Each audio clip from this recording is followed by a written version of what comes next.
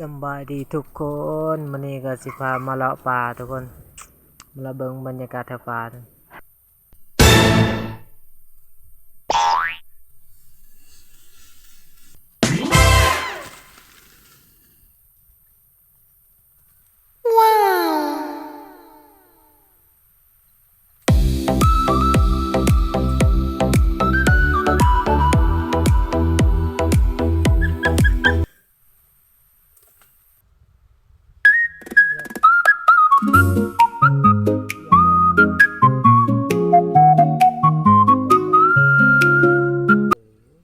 เบิ่งพี่น้องวางไม้ธรรมศาสตร์บาดเฮาพี่น้อง